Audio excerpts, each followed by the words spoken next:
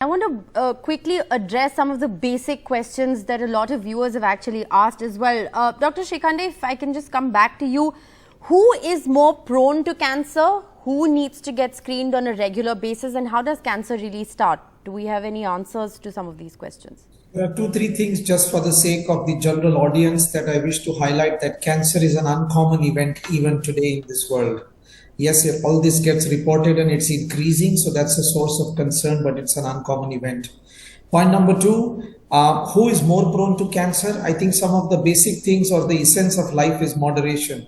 So if you are going to be developing diabetes early, if you're going to be developing obesity early, if you're not taking any efforts to control that, if you're going to be a regular smoker, people need to know that 33% of the cancers of the mouth and the upper aerodigestive tract are all present in India, unlike the United States, which has only 2% of these cancers, and the only reason is tobacco.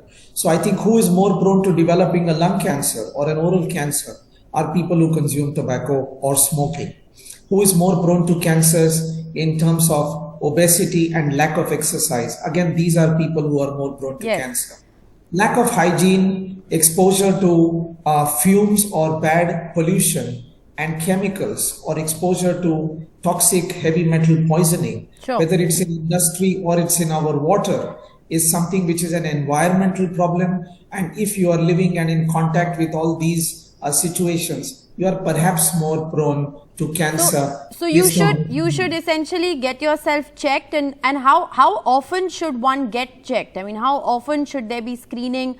And as this study said, now there isn't really a particular age group, right? I mean, everybody technically needs to get screened at some point or the other.